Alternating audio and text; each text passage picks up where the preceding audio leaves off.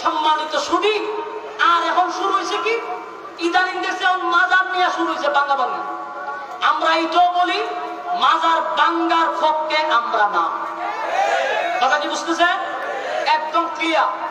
বাংলাদেশে কোনো মাজার বাঙ্গা হোক এটা আমরা চাই না।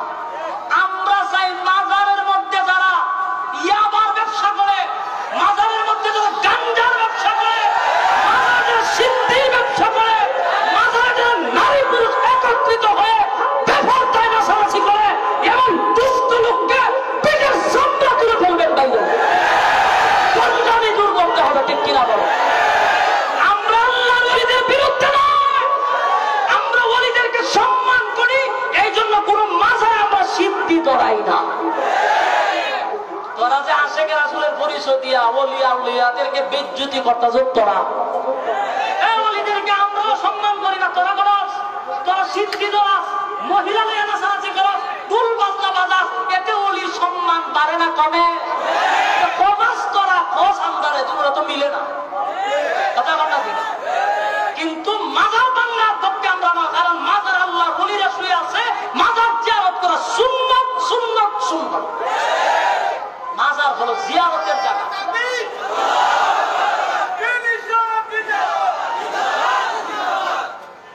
বলুন মাজার কিসের জায়গা? জিয়ারতের জায়গা। বলুন মাজার কিসের জায়গা? মাজার জিয়ারতের জায়গা। আমি নিজেও মাহফিল টাফিলে গেলে শাহজালাল মাজারের সাইডে বাড়ি আমি জিয়ারত করি, শাহবাগানে গেলে জিয়ারত করি। ভাই আমরা তো জিয়ারত করা সুন্নাত আমরা জানি, কিন্তু আমরা যে বিরোধিতা করি মাজারের ওলির বিরুদ্ধে নয়, মাজারে যে বন্ডামি হয় বন্ডামির বিরুদ্ধে।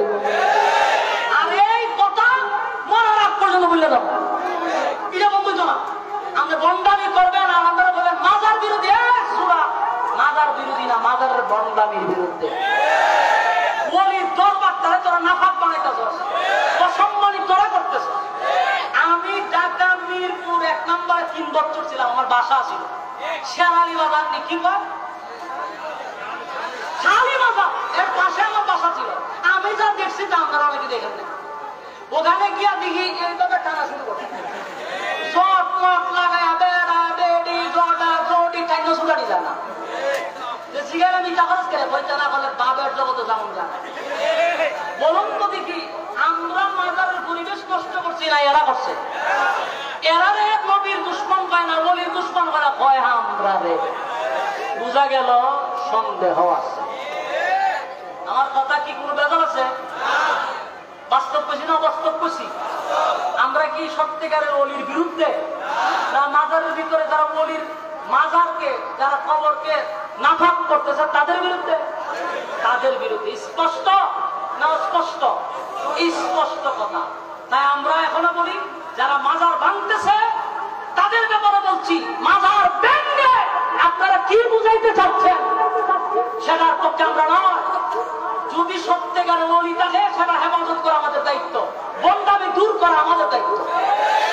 কিন্তু অনেক জায়গাতে আছে আসলে এর মধ্যে কোনো ওলিয়া উলিয়া নাই, হুদাও দিয়ে একটা ব্যবসার জন্য রাস্তার পাশে একটা গেট দিয়ে তো রাখছে আর একটা কাপড় দিয়ে ঘুরে তো রাখছে। বাইরে দাদা আসলে কোনো খবর নাই। বাস্তব না বাস্তব? আমার এলাকাতে মাজার অনেক হুজুর আমরা সারা জীবন দেখি পর্দা থেকে যেটা ভাগল থাকতো, এটা জট মট লাগিয়ে থাকতো, এটা মরছে পরে এটা গাতায় মাজার ফেলেছে। এরকম বুয়া মাজার আছে নাই? সত্যিকারের আল্লাহর ওলির মাজার যেখানে আছে সেখানে আমরা জিয়ারত করতে যাই। আমরা ওলিয়া উলিয়ার বিরুদ্ধে না। এই দেশে নবী রাসূল আসে নাই, এই দেশ ইসলাম প্রচার করছে ওলিয়া উলিয়ারা। স্বীকার করার কোন সিস্টেম আছে? আল্লাহ আমাদের বোঝার আমল করার তৌফিক দান করুক, আমিন। দূর দূরান্ত থেকে আপনারা আসছেন। খড়মপুর একটা ঐতিহ্যবাহী, এটার নাম সারা বাংলাদেশের সবাই জানে। বিশেষ করে কেল্লা শাহ মাজারকে কেন্দ্র করে এই এলাকাটা খুব পরিচিত। আমি যতটুকু জানছি আমাদের মাতব্বর থেকে 2 গাড়ি আসছে, ব্রাহ্মণবাড়িয়ার থেকে অসংখ্য ছাত্র ওলামা ইকরাম এখানে উপস্থিত হয়েছে। বেশিরভাগ দূর থেকে শ্রোতা আসছিল। আমিও জানতাম যে এটা মাজারের কাছে।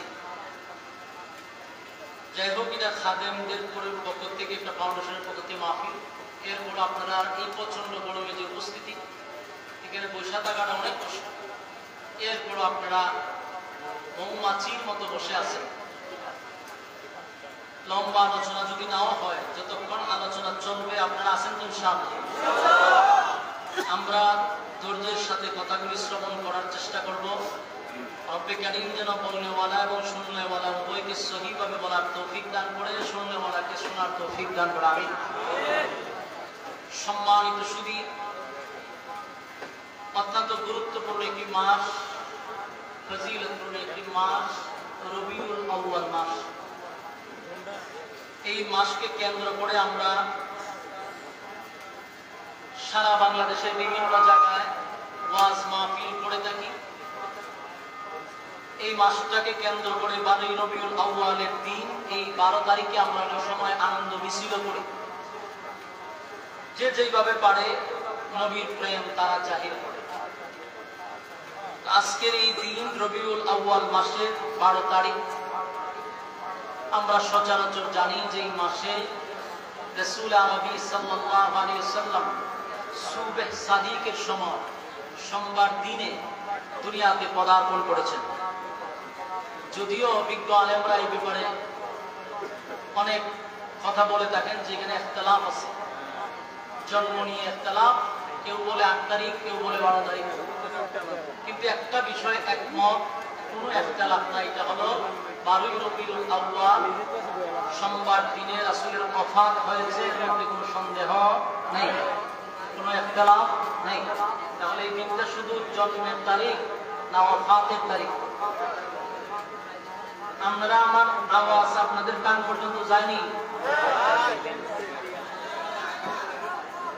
আমি মাহফিলে আসার আগে অনেকবার বলছি, যে মাহফিল ডাকছে যে দেখেন আপনারা সাউন্ডটা কিন্তু ঠিক রাখেন। এত বলার পরেও যদি এখন আপনারা বলতে হয়েছে সাউন্ড আসে না, দুঃখজনক। যারা মাহফিল কর্তৃপক্ষ তাদের দুর্বলতা।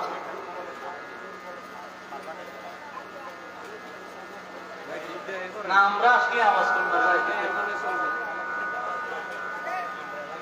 অন্য সময় তো সাউন্ড ঠিক থাকে। মাইকম্যান 10 মিনিট সময় দিব, আর এরপরে কিন্তু ঘূর্ণিঝড় শুরু হইব। তোমার সময় দিতেছি, তোমার সাউন্ড ঠিক করা।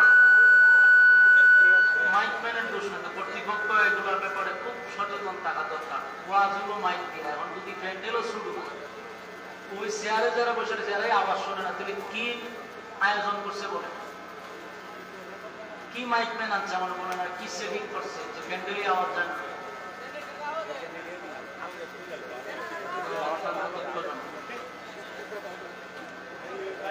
আচ্ছা, ওনাকে আরো 10 মিনিট সময় আমরা দিচ্ছি। এর ভিতরে মোটামুটি আওয়াজ যায় তো? আচ্ছা, এরপর উনি কাজ চালাইছে। একটা বিষয় আগে আমার সাথে হ্যাঁ না বলবেন। বলুন, এই রবিউল আউয়ালের 12 তারিখ কি রাসূলের আগমন শুধু, না ওফাত? বিশ্বাস করেননি? ওফাতুন নবী নিয়ে কোনো ইখতিলাফ নাই। তাহলে শুধু আসার কথাটাই কেন বারবার বলি? রাসূল যে এই তারিখে বিদায় হয়েছে, এই কথাটা তো একবারও শুনি না। তার একটা কারণ আমি বের করছি, যে আসাটা হলো আনন্দ, যাওয়াটা হলো ব্যতীত। যাওয়াটা ব্যতীত। কেউ যদি যাওয়ার আলোচনা করে যে এই তারিখে রাসূল দুনিয়া থেকে বিদায় হয়েছে, তাহলে কি আর আনন্দ করা যাবে? এই জন্য যাওয়াটারে গোপন রাখা হয়, আর আশাটারে এটারে হাইলাস করা হয়। হাইলাস করে মানুষের কাছে পৌঁছানো। দুটোটা বলবেন যে রাসূলের আগমন এবং ওফাতুন নবী দুটোটা একসাথে। রাসূল দুনিয়াতে আসছে, আমরা খুশি না বেজা? অনেক হয় আমরা বলে বেজা।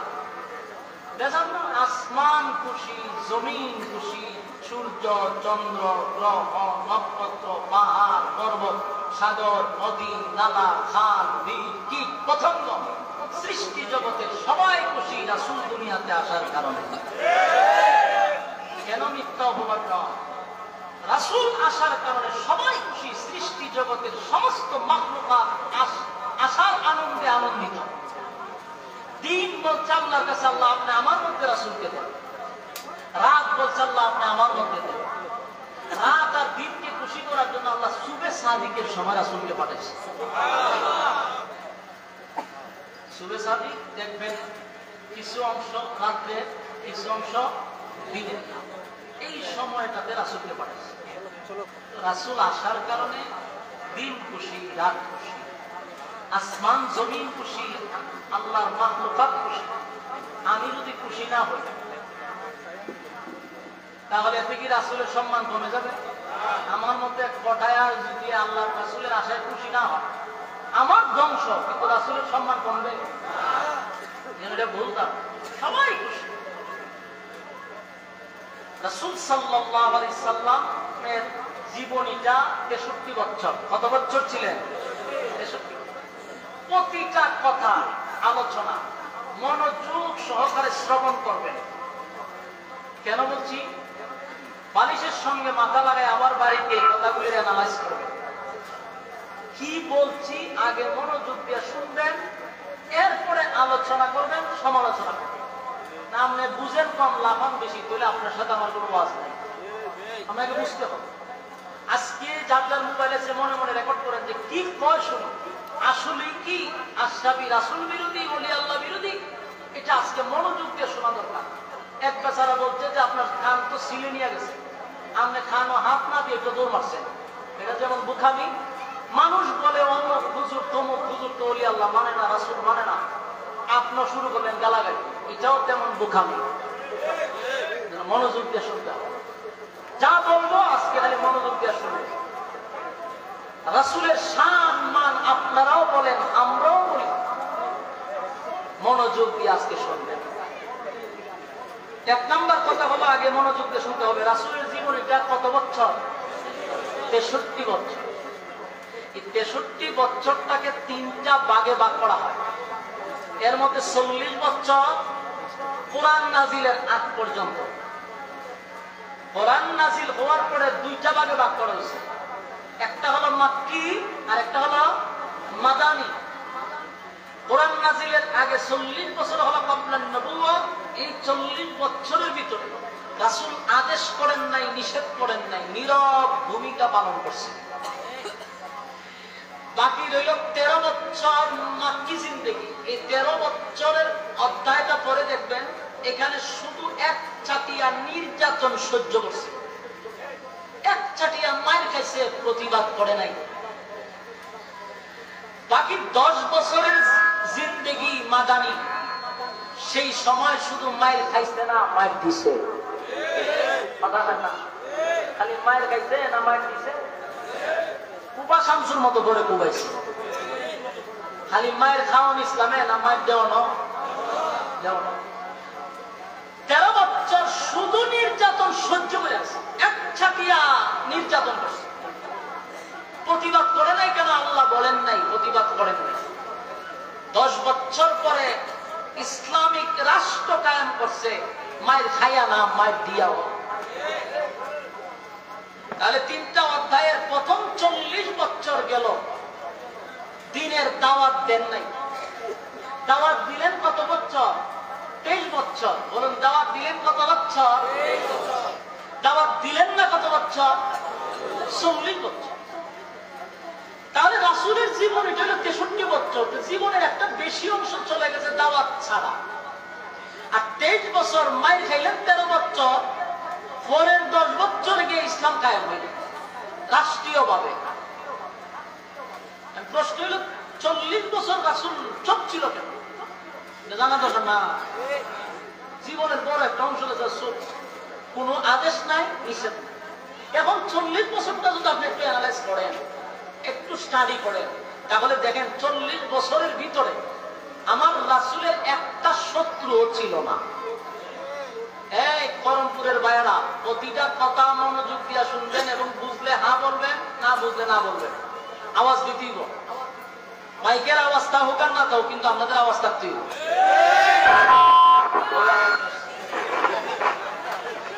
একটা জিনিস বুঝি না, আমরা এদিকে আসলে এই আওয়াজগুলি নিয়ে এরকম পড়ে কেন? কিন্তু গান লাগাই দিলে তো আওয়াজ কমে না। তখন তো মঞ্চ শুদ্ধ কাঁপে। এটা হিসাব আমি মিলাইতে পারি।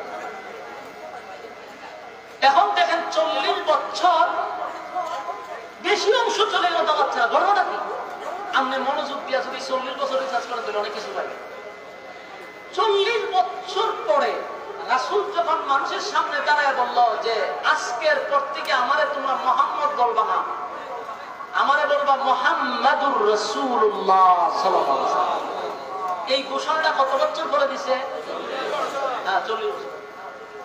কিন্তু রাসূল যে নবী হবে এটা কিন্তু আদম নবী হওয়ার আগের থেকে আল্লাহ সিদ্ধান্ত নিয়ে রাখছে। এটা আহলে সুন্নাত ওয়াল জামাতের আকীদা, ইয়াদ রাখবেন। আমি আজকে আমাদের আকীদা আপনাদের সামনে একবার ক্লিয়ার করতে চাই। যারা আমাদেরকে নিয়ে বিভিন্ন সমালোচনা করেন মনোযোগ দিয়ে শুনুন। আমাদের রাসূল যে নবী হবে এটা কি 40 বছর পরে এই সিদ্ধান্ত, না আদম নবী দুনিয়াতে পাঠাইবার আগে সিদ্ধান্ত? এটা আমাদের আকীদা। তো রাসূল ঘোষণা দিয়েছেন 40 বছর পর। 40 বছর পর একটা জায়গায় দাঁড়ায় বলতে, শুনো আজকের থেকে শুধু মুহাম্মদ না মুহাম্মাদুর রাসূলুল্লাহ। আর আজকের পর থেকে তোমরা স্পষ্ট ঘোষণা দিছে লা ইলাহা ইল্লাল্লাহ মুহাম্মাদুর রাসূলুল্লাহ সাল্লাল্লাহু আলাইহি ওয়াসাল্লাম। আল্লাহ ছাড়া কোনো মাবুদ নাই, কোনো ইলাহ নাই। আর আমি মুহাম্মদ নয়, আমি আজকে থেকে বললাম মুহাম্মাদুর রাসূলুল্লাহ সাল্লাল্লাহু আলাইহি ওয়াসাল্লাম, আমি আল্লাহর বান্দা এবং রাসূল। কত বছর পরে ঘোষণা দিছে? 40 বছর। 40 বছর পরে যে রাসূল বলছে আমি রাসূল, আমি নবী, এখন স্বাভাবিক এলাকার মানুষ যারা জরু হয়েছে এরা বলতে পারে যে আপনি নবী যে হঠাৎ করে বইলা বলাইলেন, কেমনে নবীটা হয়েছেন আপনি? বলতে পারেনি কথা বলেন না। আমি যদি এখানে দাঁড়াই বলে খরমপুরের রাস্তার থেকে আমি এমপি হয়েছি, আপনারাও বলে হারে বলে কোন অ্যাঙ্গেলে হয়েছে, কেমন হয়েছে না এটা আগে ফোনের করেন না, আপনি এমপিতে পরে আগে হই না আপনি কেমন হয়েছে প্রশ্ন করবেন না আপনারা। ঠিক রাসূল যখন বলছে আজকের থেকে আমি রাসূলুল্লাহ, মক্কার সবাই দাঁড়িয়ে হতে কেমনে কোন অ্যাঙ্গেলে? সারা জীবন ডাকলাম মোহাম্মদ আব্দুল্লাহ পুত্র, এখন তুমি রাসূলুল্লাহ হয়ে গেলা, কেমন হয়েছ? ঠিক রাসূল সাল্লাল্লাহু আলাইহি ওয়াসাল্লাম বলেন আমি নবী কিভাবে হইছি এটা যদি তোমারে আমারে জিজ্ঞাসা করো তাহলে আমি নবী বলবো 40 বছর রিসার্চ করো। বুঝা কি কই? রাসূল যে নবী হওয়ার যোগ্য এটা 40 বছর রিসার্চ করলেই তোমরা পেয়ে যাবে। তাহলে 40 বছর নীরব ছিল, 40 বছর রিসার্চ করে কি পাইবো? বলে এই নীরবের ভিতরে আমি যে নবী হব এটা 40 বছর রিসার্চ করলে পাওয়া যায়। আমি তো নবী হওয়ার যোগ্য এটা 40 বছর স্টাডি করলেই তোমরা পাই আছে যে আমি নবী হওয়ার যোগ্য। এখন আসুন 40 বছর নীরব থেকে নবী হওয়ার যোগ্য কেমন হইল এটা আমরা একটু আলোচনা করি। আমরা এখন যারা জানি আমাদের রাসূল সাল্লাল্লাহু আলাইহি সাল্লাম 40 বছর নীরব থাকার ভিতরেও নবী হওয়ার যে যোগ্য অর্জন করছে এটা 40 বছর রিসার্চ করলে পাওয়া যায়। পারে আল্লাহ রাস্তে নাকি ঠিক করে পারে মাটি খাদ্য দেন 40 বছর রিসার্চ করলে কি পাওয়া যায়? নবী হইতে যতগুলা কোয়ালিটি দরকার, যতগুলা গুণের দরকার সব 40 বছর আপনি তালাশ করলে সব পাইবেন। দেখেন আমার রাসূল দুনিয়াতে আসার বহু আগ থেকে রাসূলের প্রচার প্রসার কিন্তু চলতেছিল। কথা বুঝুন না আপনারা? রাসূল আসার বহু আগ থেকে প্রচার প্রসার চলতেছে। শুধু প্রচার প্রসার না, অলৌকিক বহু ঘটনা রাসূল দুনিয়াতে আসার আগ থেকে শুরু হয়ে গেছে। 40 বছর রিসার্চ করলে নবী হওয়ার যে যোগ্য এটা কেমনে বাই করবো আমরা? আসুন আমরা একটু আরো আগে যাই, বুঝতে সুবিধা হবে। হ্যাঁ কতক্ষণ লাগবো?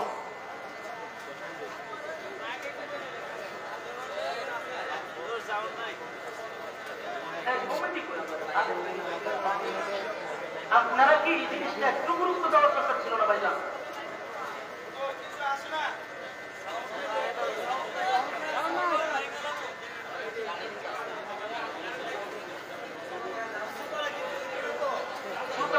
আমারও থেকে আমার মনে করেন যে মাটি খাচ্ছি এত কষ্ট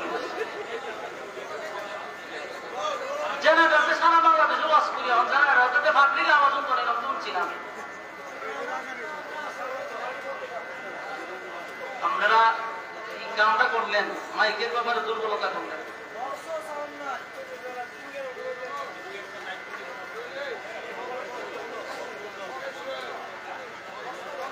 মাহফিল ধ্বংস করার জন্য এটাই যথেষ্ট।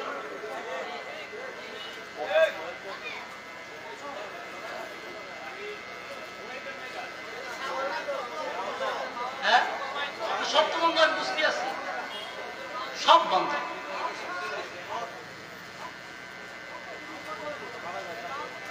কি লেগে গেল পরে আমি বুঝতে পারতেছি। সারা রাত গান চলে, উরুম টুরুম, মাইকে ডিস্টার্ব হয়। কথা বলতে যাইতেছি তো মাইকের সমস্যা শুরু থেকে, এমনও তো সময় রয়ে গেছে।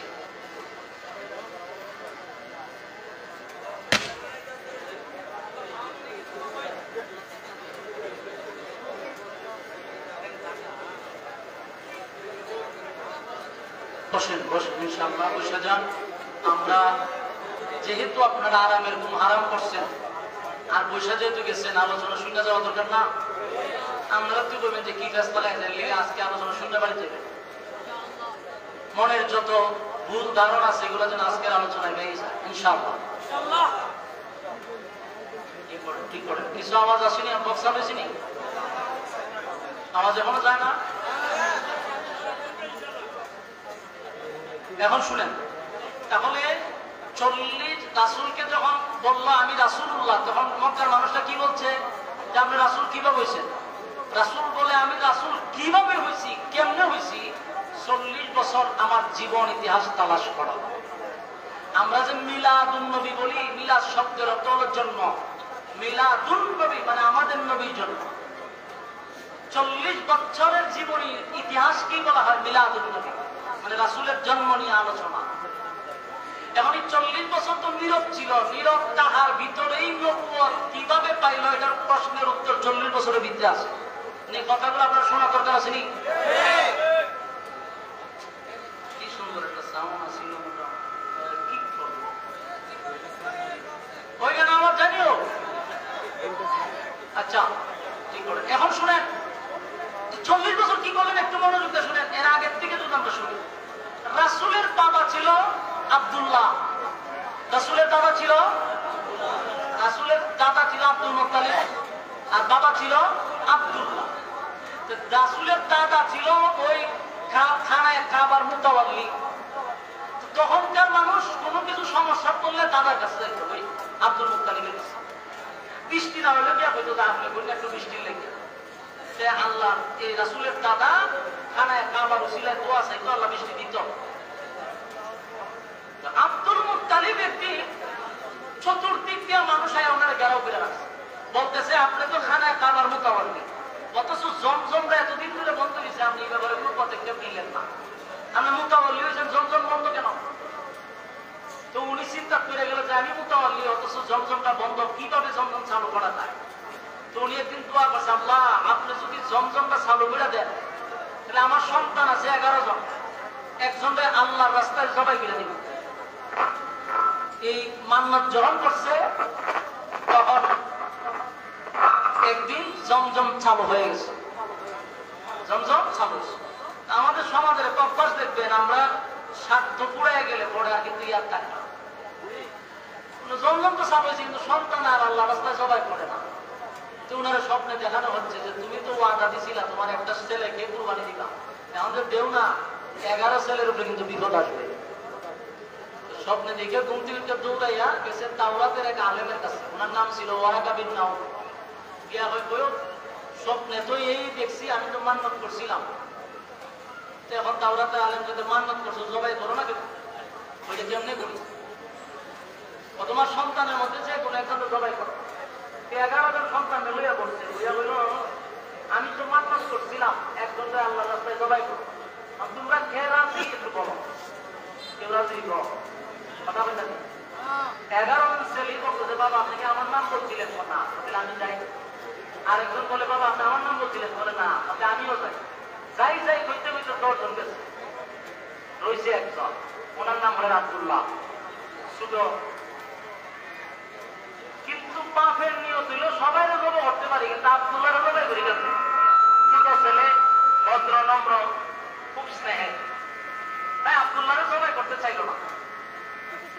পরবর্তীতে গেল আমার আলেমের কাছে, তাওরাতের আলেমের কাছে, গিয়া বললো এখন আমার ছেলে 11-10টাই রাজি না, আব্দুল্লাহ শুধু তাওরাতের আলেম বলল যেহেতু ছোট আছে প্রতিবাদ করবে না।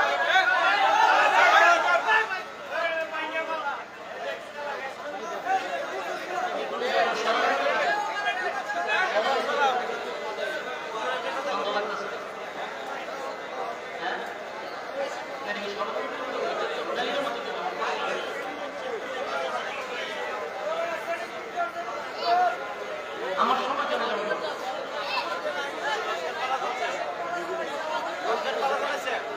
আমার সময় কেন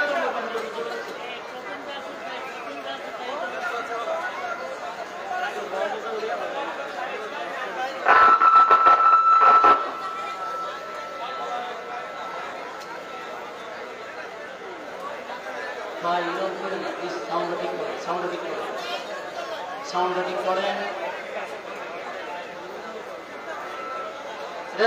কথা আরো তারা কিছু সময় আমরা দিতেছি। বসে বসে বসে যান। আব্দুল্লাহকে জবাই করতে বাবা চাচ্ছিল না। এক পর্যায়ে তাওরাতের আলেম বলল যেহেতু তোমার বাকি সন্তান রাজি হচ্ছে না, যেহেতু প্রতিবাদও করতে পারতো না, জবাই দিয়ে দেবো। সিদ্ধান্ত নিল আব্দুল্লাহ রাসূলের আব্বারে জবাই করবে। খানায় কাবার সামনে দাঁড় করেছে, তরবারি হাতে নিয়ে আব্দুল্লাহরে জবাই করবে। এমন সময় দেখে প্রায় 80টা তরবারি লইয়া মহিলারা দাঁড়িয়ে গেছে। কতজন মহিলা? 80 জন মহিলা, যুবতী, রূপসী, কুমারী মেয়েরা 80টা তরবারি লিয়া হারিয়েছে। হারিয়া আব্দুল মুত্তালিবের গলার দ্বারে গিয়া কয়, যদি আব্দুল্লাহরে জবাই করো মক্কাতে আগুন লাগাই দিব। তোমার বাকি 10টারে জবাই করো, কোনো বাধা নাই, কিন্তু আব্দুল্লাহরে জবাই করতে দিব না। কারণ আব্দুল্লাহ চেহারা দিকে ব্যবসা করতে গেলে আমরা ব্যবসার বরকত হয়। আব্দুল্লাহকে আমরা জবাই করতে দিব। করছি না আব্দুল মুত্তালিব বিপদ, জবাই তো করতে পারলো না। আন্দোলন শুরু হয়ে গেছে, মহিলার আন্দোলন করতেছে। শেষ পর্যন্ত আবার গেছে তাওরাতের আলেমের কাছে, বলে গেছিলাম তো কুরবানি নিতাম, কিন্তু অন্যি মাইয়ারা আন্দোলন করে। শেষে ওরাকে না বলে কি করবা, বলে না কোনোভাবে সম্ভব না। তাহলে কি করা? বলে একটা কাজ করো, লটারি মাইনা দেবো। একদিকে 100 উট, একদিকে আব্দুল্লাহ। যদি লটারির মধ্যে উট আসে, উটকে জবাই করে দিবা, আর যদি আব্দুল্লাহ নাম আসে তাহলে আব্দুল্লাহ জবাই করো। দিন তারিখ ধার্য করে আবারও আব্দুল্লাহ সহ এক জায়গায় মানুষ জড়ো হয়েছে, লটারি দিছে। লটারির শুরুতেই আব্দুল্লাহর নাম উঠছে। জবাই করা লাগেনি। মহিলারা চোখ বড় বড় করে চা আব্দুল মুত্তালিবের দিকে যে হয়েছে না। আরেকবার দিছে, আবার আব্দুল্লাহর নাম 10 বার দিছে। 10 বার আব্দুল্লাহর নাম, 20 বার দিছে আব্দুল্লাহর নাম, 50 বার আব্দুল্লাহর নাম, 80 বার আব্দুল্লাহর নাম দিতে দিতে কিন্তু উটের নাম আর হবে না। আর রয়েছে বাবা 100 বার দিতে গেলে আর একবার, না তো 100% জবাই হবে। আবার মহিলারা তরবারি দাঁড়াইছে, দাঁড়ায় ঘোষণা দিতেছে, আব্দুল মুত্তালিব একে একে যদি 10টা ছেলেরও তুমি জবাই করো কোনো দুঃখ ছিল না, কিন্তু আব্দুল্লাহরে যদি 100 বার না 1000 বার আব্দুল্লাহর নাম উঠে 9000 বার, এখানে তো 99 বার উঠছে, 1000 বারও যদি আব্দুল্লাহর নাম উঠে, ওয়াদা দিলাম আব্দুল্লাহর গলার মধ্যে যদি ছুরি লাগা দাও তাহলে গোটা মক্কা নগরীতে আমরা আগুন ধরায়া দিব। মহিলাদের আন্দোলন শুরু হয়। বিপদে বসে আব্দুল মুত্তালিব, আর একবার রয়েছে যদি হন আব্দুল্লাহর নাম উঠে, আমি কি করব? 99 বার দিল আব্দুল্লাহর নাম। 100 বারে যখন লটারি টান দিল, তাকায়া দেখে আব্দুল্লাহর নাম উঠে নাই, উটের নাম উঠে গেছে। এখন 100 উট আল্লাহর রাস্তায় জবাই করে দিছে। সুবহানাল্লাহ। যুবক ভাইরা আমার, কথাগুলি বলার উদ্দেশ্য হলো রাসূল দুনিয়াতে আসার আগেই তো অলৌকিক ঘটনাগুলি ঘটছে। তাই 40 বছরের জীবন লাড়াছাড়া করার আগে আসুন নবীর জন্মের আগের ঘটনাগুলিও যদি বলি তাহলে আপনাদের কাছে আরো শুনতে সহজ হবে। আব্দুল্লাহ রাসূলের আব্বা আস্তে আস্তে বড় হইতে লাগে। গোটা মক্কা নগরীর মধ্যে সবচেয়ে লাজুক প্রকৃতির ছিল, মানে খুব লজ্জা পাইত। গোটা মক্কা নগরীর যত মেয়েরা ছিল, যুবতী মেয়েরা আব্দুল্লাহর জন্য পাগল ছিল। এখনকার ছেলেরা মেয়েরা টিজিং করে, ঠিক না? একটা মাইয়া স্কুল থেকে বাড়ি গেলে রাস্তার পাশে দেখবেন কতগুলা আগারটেন পকারটেন, কতটা দেখবেন চুল এমনি রয়েছে, এখানটা চুল নাই, খানের মধ্যে দূর, এই হিরুঞ্চির মতো বিছে দিয়ে মাইয়া গুলা ডিস্টার্ব করে। কথা বল ঠিক? আপনি আমার মেয়ে সন্তান স্কুলে গেলে আমরা নিরাপদ না, তারা ভুলা মানে ডিস্টার্ব করে। তখন মাইয়ারা ডিস্টার্ব করতো আব্দুল্লাহরে। কথা বুঝতেছেন? সব মেয়েরা পাগল ছিল আব্দুল্লাহ। চতুর্দিক দিয়ে আব্দুল্লাহর জন্য বিবাহের প্রস্তাব আসে। ছেলে হইল একটা, বিয়ার প্রস্তাব দেয় 100টা। এর মধ্যে একটা মেয়ের নাম ছিল মরিয়ম, তার বাবা ছিল ওয়ারাকা বিন নাওফেল, তাওরাতের আলেম, ধনাঢ্য একজন মেয়ে, বাবার অটাল সম্পত্তি ছিল।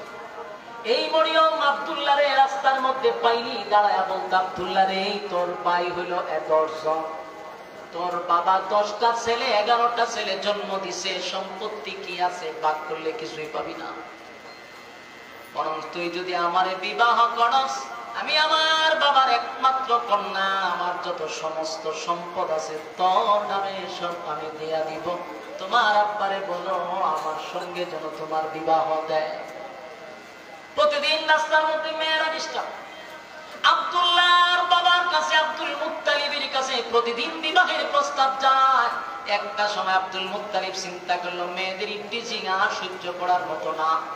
রাত্রের বেলায় অন্ধকারে নিজের সন্তান আব্দুল্লাহরে লইয়া মক্কা ছেড়ে মদিনার দিকে চলে গেছে। মদিনায় গেছে, ছেলে লইয়া পলাইয়া গেছে, কারণ মাইয়া মানে যে ডিস্টার্ব শুরু করছে।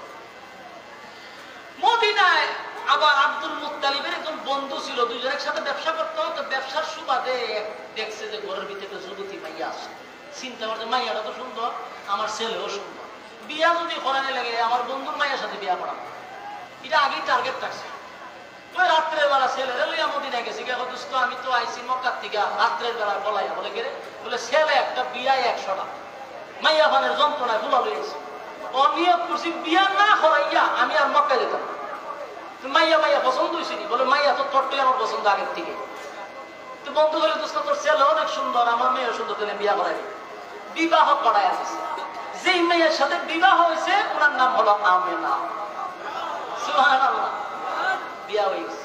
বিয়া টিয়া করার পরে অনেকদিন পরে আব্দুল্লাহরে নিয়ে আবার ওনার বাবা আসছে মক্কায়। ওই দিকে গোটা মক্কার যুবতী মাইয়ারা আব্দুল্লাহরে তালাশ করতে করতে পাগল হয়ে গেছে। এটা আব্দুল্লাহ গেল কো? আব্দুল্লাহরে তালাশ করে, আব্দুল্লাহরে পায় না। কোথায় রে আব্দুল্লাহ, কোথায় আব্দুল্লাহ, কোথায়? পায় না। আজকে 7-10 দিন হয়ে গেছে।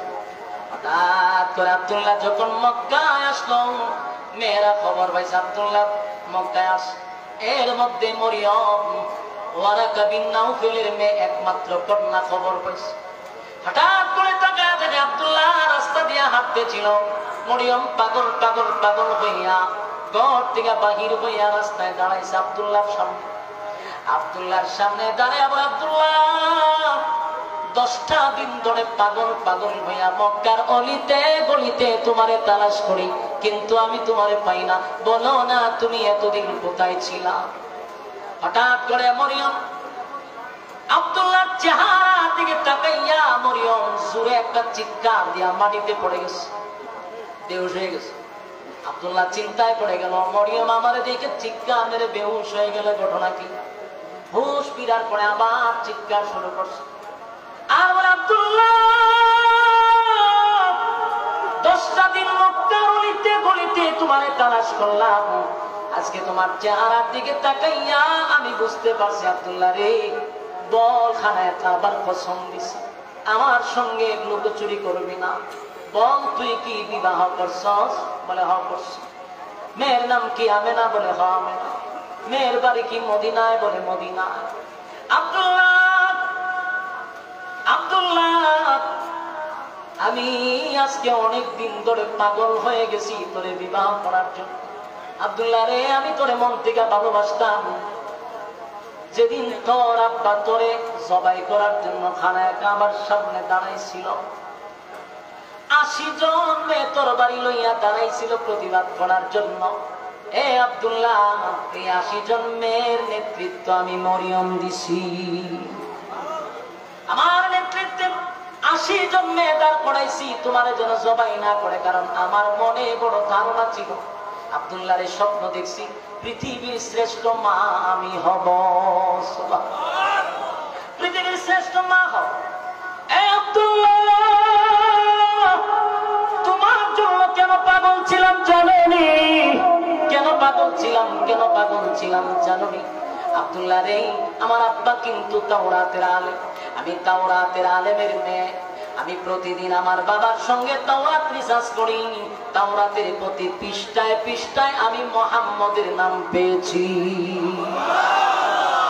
এ আশিকে রাসূল,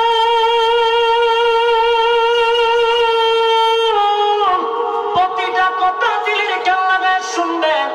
আল্লাহ পয়গম্বর দুনিয়াতে এখন আসে নাই, অলৌকিক ঘটনা শুরু হয়ে গেছে আগেই। যুবক ভাইরা আমার, নবীর শান কারে কয়? নবীর শান কত প্রকার, যদি শেষ পর্যন্ত থাকেন তাহলে আজকে নবীর শান শুনা যাবেন ইনশাআল্লাহ। নবীর শান কারে কয়, কত প্রকার ও কি কি, দিলের কান লাগায় শোনার চেষ্টা করুন। এবার মরিয়ম বলেন, আমি যখন তাওরাত পড়তাম, তাওরাতের প্রতি পৃষ্ঠায় আমি মুহাম্মদের নাম পেয়েছি, আর সেই মুহাম্মদের নূর আমি আব্দুল্লাহ তোমার মধ্যে দেখতে পাইতাম। তাই আমার মনে চাইছিল তোমারে যদি বিবাহ করি আমি পৃথিবীর শ্রেষ্ঠ মা হব। আজকে তাদের দিকে সেই নূর তোমার চেহারার মধ্যে নাই গো। আমি বুঝতে পারছি এই নূর তো বিবাহ ছাড়া যাবে না, নির্ঘাত তুমি বিবাহ করছো। আব্দুল্লাহ রে, আমি তোমার জন্য পাগল ছিলাম, তোমার রূপ দেখে নয়, আমি মুহাম্মদের মা হইতে চাইছি, পৃথিবীর শ্রেষ্ঠ মা।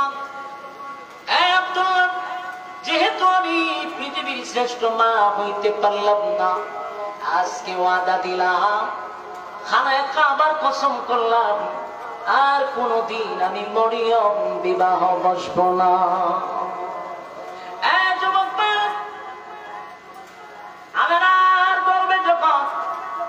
আমার নবী চলে আসলো, 6টা মাস হতে না হতে আব্দুল্লাহ দুনিয়ার থেকে বিদায় হয়ে গেল।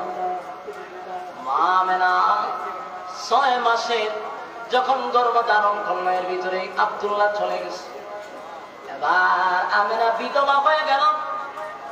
বিধবা অবস্থায় যখন আমেনা নিজের কাহিনীটা মানুষকে শোনায়া দেয়, পৃথিবীর মানুষেরা রে, কেমন সন্তান আমার পেটে আসছে শোনো।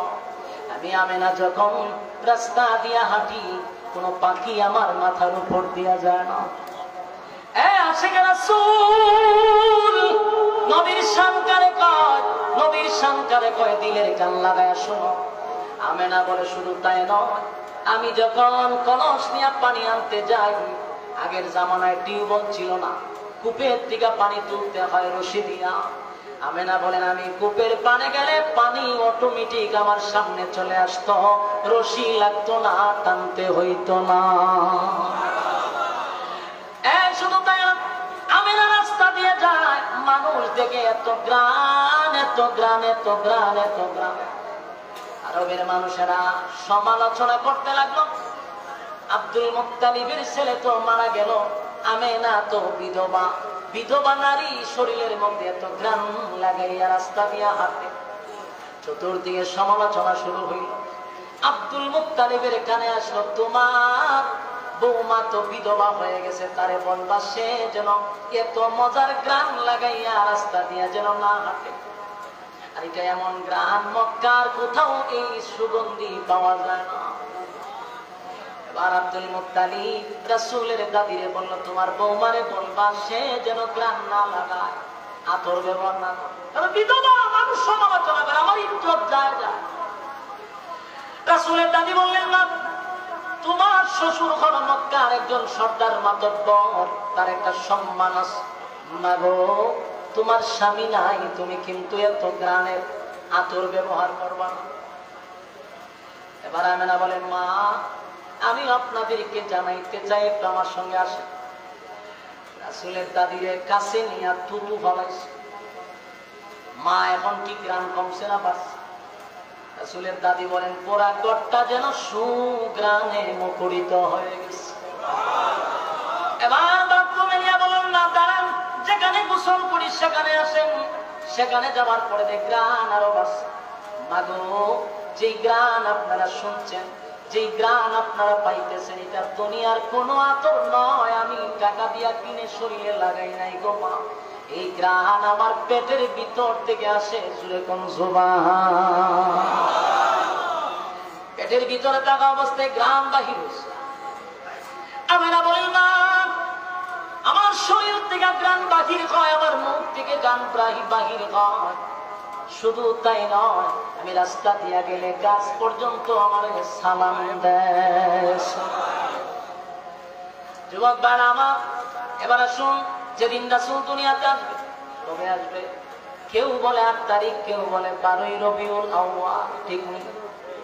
এই 12ই রবিউল আউয়াল মাসে শবে সাদিকের সময় রাসূল দুনিয়াতে পদার্পণ করছে। সোমবার দিনে।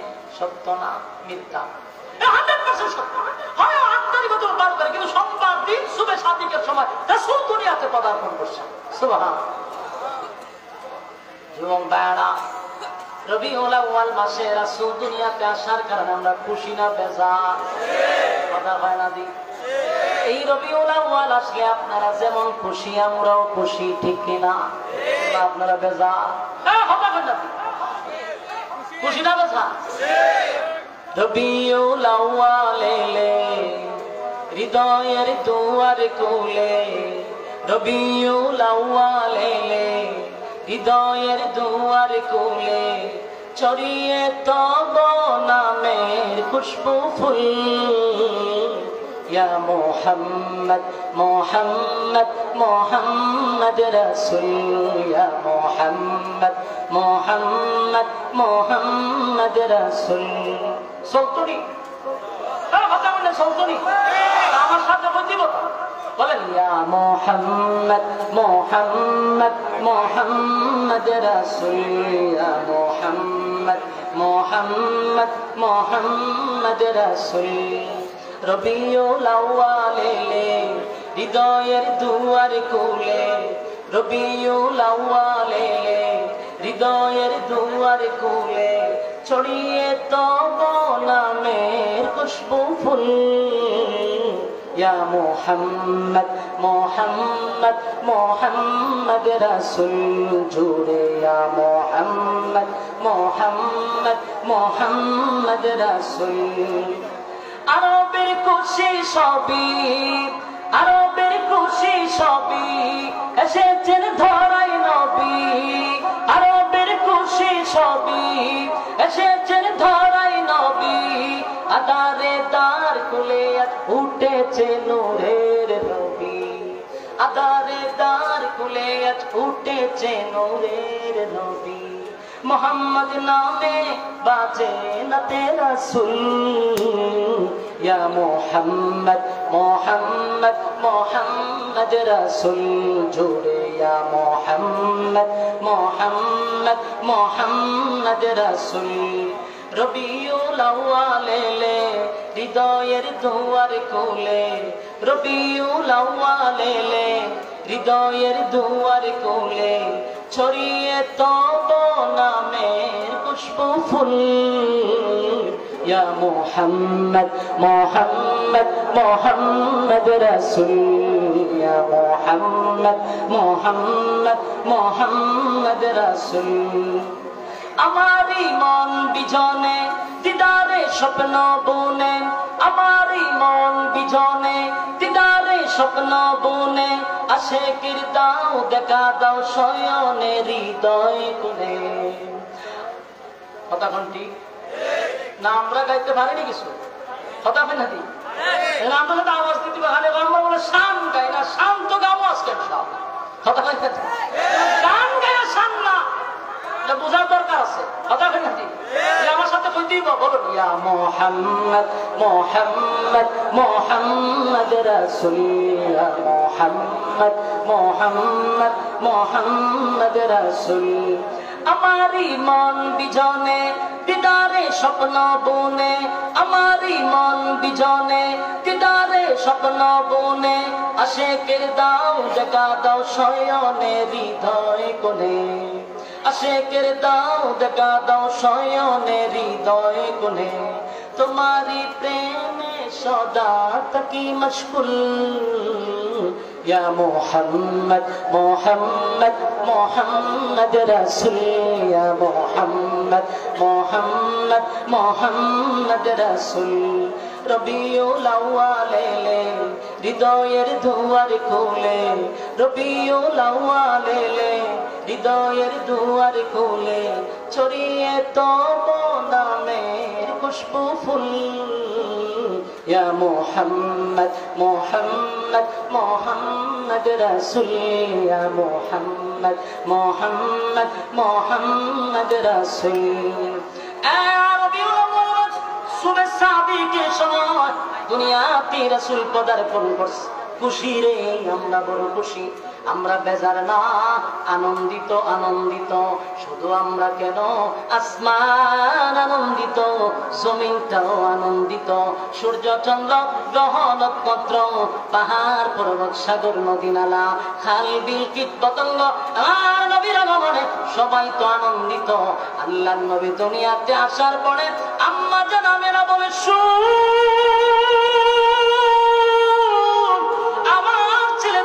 জমিনে আসছে গো, স্বাভাবিকভাবে দুনিয়াতে আসে নাই, স্বাভাবিকভাবে আসে নাই। দুনিয়ার যত ছেলে সন্তান মেয়ে সন্তান জন্মগ্রহণ করে প্রত্যেকের শরীরে ময়লা লাগানো থাকে, রক্ত লাগানো থাকে। আমার ছেলে দুনিয়াতে আসার সাথে সাথে আমি তাকায়া দেখি আমার সন্তান রেখে যেন গোসল করাইয়া খুশবু পড়াইয়া লজ্জাস্থান ঘুরে দুনিয়ার জমিনে পাঠাইছে। চিৎকার দিয়া কোন বলুন তো দেখি, এটা কোন মানুষের দ্বারা সম্ভব? পৃথিবীর কোন মানুষ কি এইভাবে জন্মগ্রহণ করছে? এই জুড়ে কোন করছে? এখন আমার নবীর জন্মটা অলৌকিক ভাবে জন্ম। রাসূল দুনিয়াতে আসছে গোসল করা অবস্থায়, খুশবু পড়াইয়া রাসূলকে পাঠাইছে। এখানেই শেষ নয়, পৃথিবীর প্রতিটা সন্তান আসার সময় কান্নাকাটি করে রে। আম্মা জান বলে আমার ছেলেও কাঁদছে, কিন্তু পৃথিবীর মানুষের কান্না আর আমার ছেলের কান্না একরকম নয়। আমি তাকায়া দেখি আমার ছেলে দুনিয়াতে আসার সাথে সাথে আমার সন্তান আল্লাহর কুদরতি সেজদায় পড়ে গেছে। আমি তাকায়া দেখি সেজদায় পড়ে কান্দে, চিন্তায় পড়ে গেলাম। আমার ছেলে গুনগুনাইয়া কান্দে, গুনগুনাইয়া কান্দে। আমি কইরাইয়া কাছে গেলাম, গিয়া দেখি আমার ছেলে বলে, রব্বি হাবিলি উম্মতি। একটা জবান বন্ধ রাখবেন না, বলুন আল্লাহু আকবার।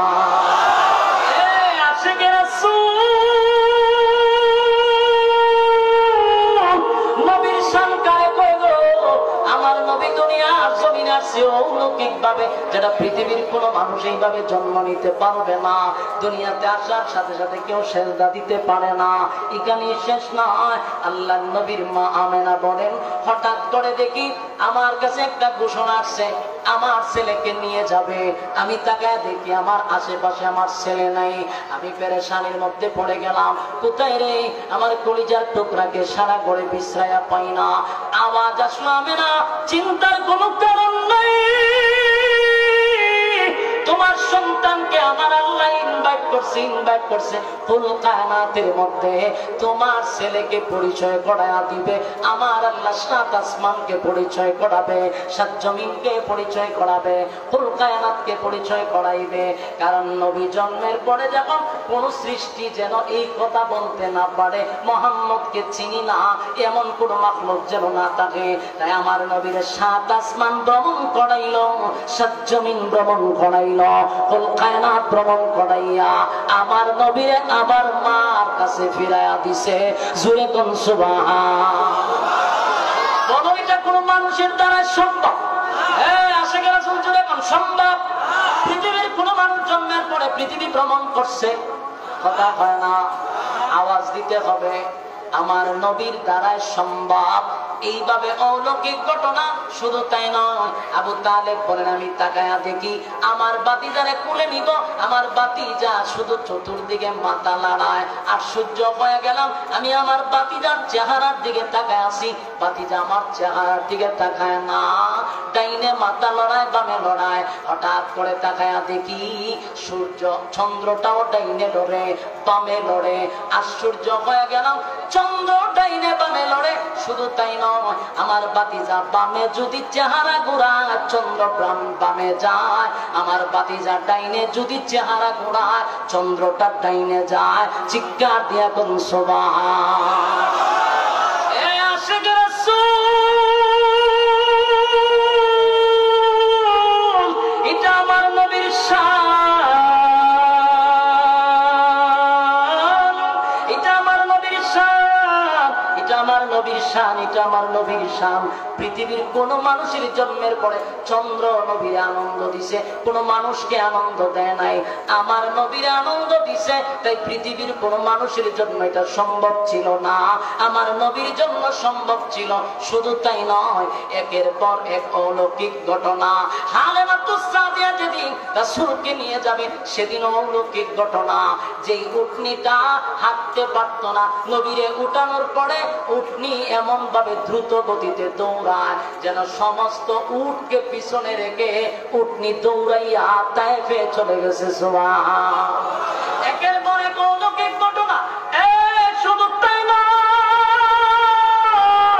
আমার নবীর জন্মটা অলৌকিক, যা পৃথিবীর কোন মানুষের দ্বারা এই অলৌকিক ঘটনা ঘটা সম্ভব না, সম্ভব না। যুবক ভাইরা আমার, নবী দুনিয়াতে আসে খুশি, সবাই খুশি, সবাই খুশি, কেউ কিন্তু বেজান না। আল্লাহর নবীর জন্মটা অলৌকিক। এবার মক্কাতে যখন 40 বছর পূর্ণ হওয়ার পরে মক্কার একটা উঁচু জায়গায় দাঁড়াইয়া হাবিবে কিবরিয়া বলছিল, আজকের পর থেকে বলো লা ইলাহা ইল্লাল্লাহ মুহাম্মাদুর রাসূলুল্লাহ সাল্লাল্লাহু আলাইহি ওয়াসাল্লাম। মক্কার সব মানুষটা বলে আব্দুল্লাহর পুত্র মুহাম্মদ বলে তোমারে ডাকলাম, আর আজকে তুমি মুহাম্মাদুর রাসূলুল্লাহ হয়ে গেলা, কেমনে তুমি রাসূল হইছ? এবার রাসূল প্রশ্ন করে, আমার 40 বছরের জীবন ইতিহাস থেকে দেখো, তোমরা যদি অ্যানালাইজ করো, পর্যবেক্ষণ করো, তাহলেই বুঝবা আমি নবী হওয়ার যোগ্য। কথা বুঝতেছেন? রাসূলের জীবনীটা কয় বছর? 63 বছর। 40 বছর কুরআন নাযিল হওয়ার আগে হলো 40 বছর। 40 বছর পরে ঘোষণা দিল আমি মুহাম্মাদুর রাসূলুল্লাহ। মক্কার মানুষ বলে কেমনে রাসূলুল্লাহ হইলেন? নবী বলেন আমার জন্ম থেকে নিয়ে 40 বছর খাটাখাটনি করে দেয়, ভালো করে দেখতে দেয়। তারা যখন গবেষণা শুরু করলো, 1 নাম্বার গবেষণা হলো নবী দুনিয়াতে যে জন্ম নিয়েছিল তো অলৌকিক জন্ম, যেটা কোনো মানুষের দ্বারা সম্ভব না। তাহলে এই দিক তাকাইলে ওই নবী হওয়ার যোগ্য। আমার নবী কোনদিন ওনার লজ্জাস্থানের কাপড় সরতে পারে নাই, এটা কোনো মানুষের দ্বারা সম্ভব না, আমার নবীর দ্বারা সম্ভব ছিল, তাই উনি নবী হওয়ার যোগ্য। কথা হয় না? নবীকে আনন্দ দেওয়ার জন্য চন্দ্র নড়াচড়া করে, এটা কোনো মানুষের দ্বারা সম্ভব না, নবী হওয়ার জন্য এটাই যোগ্য। কথা হয় না? এটা এর থেকে বড় প্রমাণ কি হইতে পারে? একে একে 40 বছর যখন তারা অ্যানালাইজ করে দেখলো যে কথা তো সত্য, উনি নবী হওয়ার যোগ্য। কিন্তু এর পরেও নবী হওয়ার যোগ্য জানার পরেও অনেক মানুষ সেদিন নবীর হাতে কালেমা পড়ে নাই। কথা ঘন্টি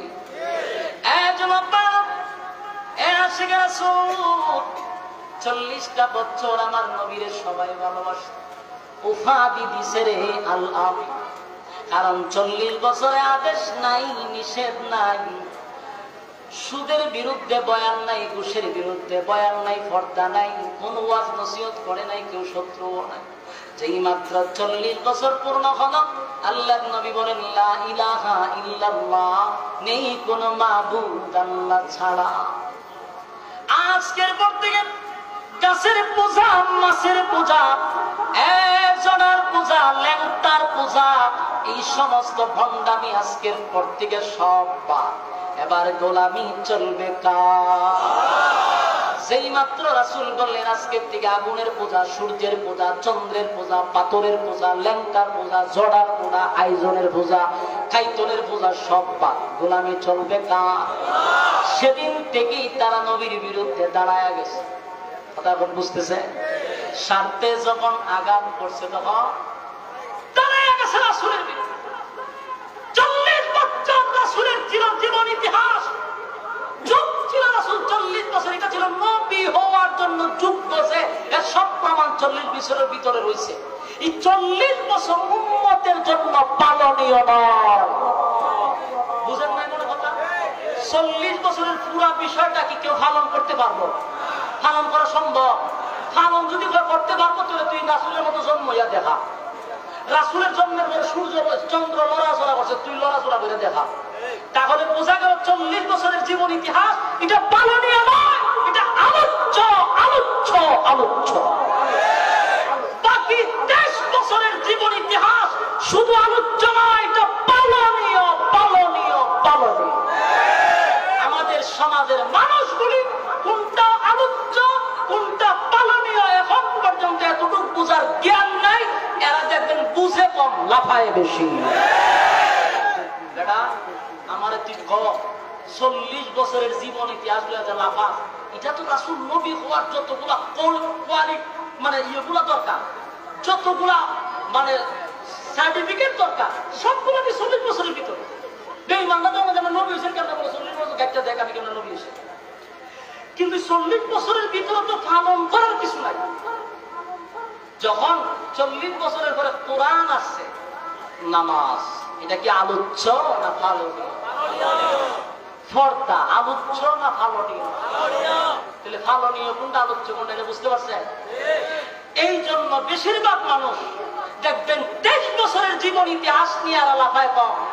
কারণ এখানে আলোচনা করতে গেলে পালন করতে হবে, নামাজ পড়তে হবে, রোজা রাখতে হবে, হজ করতে হবে, জাকাত দিতে হবে, পর্দা মানতে হবে, সুদ ছাড়তে হবে, ঘুষ ছাড়তে হবে।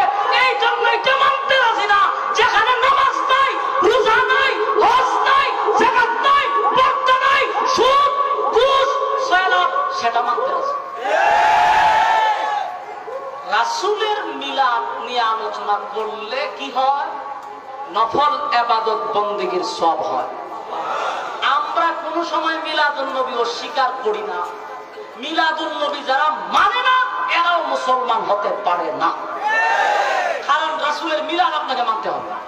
কিন্তু এটা আলোচ্য, এটা কি এটা আলোচনা করতে পারবে, যত আলোচনা করবেন। এমনকি কিতাবে লেখছে রাসূলের প্রস্রাব পায়খানা নিয়েও যদি কেউ আলোচনা করে আল্লাহ তার নফল ইবাদত বন্দেগীর সব দেয়। কিন্তু ভাই আল্লাহ আপনি আমার তো কিছু মেধা দিচ্ছে, ঠিক না? বাসাত গিয়ে বাচ্চার সঙ্গে মাতালায় চিন্তা করবো যে 40 বছরের জীবন এটা একটু পড়িত, 3টা অধ্যায় আছে, আপনি পড়েন না কেন? আপনার বাপ দাদার ইচ্ছা করেন যেগুলোর কোনো এভিডেন্স নাই, কোনো অথেন্টিক কোনো ধরনের কোনো ডকুমেন্টস নাই, এটি সারা জীবন পড়তেছে আর ওয়াজ করতেছে। আপনার রাসূলের 3টা অধ্যায় না পড়েন না কেন? 40 বছরের জীবন ইতিহাসে কোন বিষয়টা উম্মতের জন্য পালন করতে হবে একটা দেখায়। আমার 14 গোষ্ঠী আপনার সাথে আসছে, কথা বলতে হবে। হ্যাঁ, আমি কোনোদিন মরার আগ পর্যন্ত সময় দিছি আপনার, কিন্তু আপনি এটা বোঝার চেষ্টা করেন 40 বছরের জীবন ইতিহাসটা আলোচনার বিষয়। যখন আলোচনা কি রাসূল জন্ম কিভাবে গ্রহণ করছে আমরা আলোচনা করতে পারবো, রাসূলের 40 বছরে কি কি করছে আমরা আলোচনা করতে পারবো, কিন্তু পালন করুন কেমনে রে ভাই? কোরআনে না দিয়েছে না। 40 বছর পরে 23 বছরের জীবন, এটাকে বলা হয় সিরাতুন নবী সাল্লাল্লাহু আলাইহি সাল্লাম। এটা আপনাকে শুধু আলোচনা করলে চলবে না, আপনাকে পালন করতে হবে। তাই অনেক মানুষ চিন্তা করে দেখছে দিলে তো পালন করতে হয়, নামাজ পড়তে হয়, রোজা রাখতে হয়, এই লেগে নাম দিচ্ছে কিতাব মারেফত। কিতাব বলে গোপন। রাসূলের বিদায় ভাষণে কোন জিনিস কি গোপন রেখে গেছে? জবাব দিবেন। রাসূল বলছে আমি যা আল্লাহ আমার কাছে বলছিল সব আমার উম্মতের মধ্যে প্রকাশ করছি, কোনো কিছু আমি গোপন রাখি নাই। তাহলে তুমি কয়টা আপনারা এলেম নাই? এরা কেমন জানে কয়টি মারেফতের এলেম আমরা নাই। রাসূল সব প্রকাশ করে গেল, তোর কাছে যদি আলাদা ওহী নাযিল করছে, নাযিল করতে পারে শয়তান আছে তো।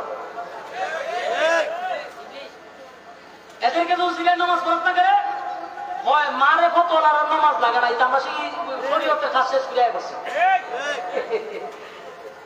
মারিব শত্রুর বুফন ইডিরে আলাদা দরজা লাগাই ইচ্ছা মতো সাইজ করে ফোন যেন বুফনে মার দিছি ফোন যেতে খালি বুফন জায়গায় ফ্যাশন লাগবে কথা ঠিক। আজকের থেকে স্পষ্ট আমাদের আকীদা আমরা প্রকাশ করলাম। বলুন আমরা মিলাদুন নবী বিশ্বাস করি কিনা? আমরা মিলাদুন নবী বিশ্বাস করি, এটাও বিশ্বাস করি মিলাদুন নবী বিশ্বাস না বলে ইমান থাকবে না। কথা ঠিক। মিলাদুন নবী আলোচ্য, সিরাতুন নবী পালনীয়, কিন্তু মানতে হবে দুটোটাই। দুটোটাই বিশ্বাস করতে হবে, পালন করতে হবে, আলোচনা করতে হবে, ঠিক কিনা? সম্মানিত সুধী, এবার আমার রাসূলের শান বলি না আমরা, বলি আমাদের ওয়াজে রাসূলের শান নাই তো গানের মধ্যে শান আছে? যদি দিঘা গিটারে গান গাছে গান গাই গেলে শান গাই, তোরা কেটে যদি গান গাই শান গাইতে রাসূলের জীবন ইতিহাস আলোচনা কর, সাধারণ মানুষ বুঝতে পারবে রাসূলের জন্ম বিস্তারিত আলোচনা করতে থাক, মানুষের দিল নরম হয়ে যাবে, ঠিক কিনা? শেষ কথাটুকু বলতেছি কারণ প্রচন্ড গরমে আপনারা বড় আগ্রহের সহিত বুঝাছে। আমার যে আরাম লাগতেছে বিষয়টা এমন না, আমার আরো বেশি কষ্ট, কিন্তু কথাটা শেষ করে দিই। নবী দুনিয়াতে আসার কারণে আমরা খুশি না? আমরা খুশি, আনন্দিত। নবী যদি দুনিয়াতে না আসতো রে, এই পৃথিবী আমার আল্লাহ এত সুন্দর করতো না। আমার নবীর জন্য আমরা এত সুন্দর দুনিয়া পাইলাম।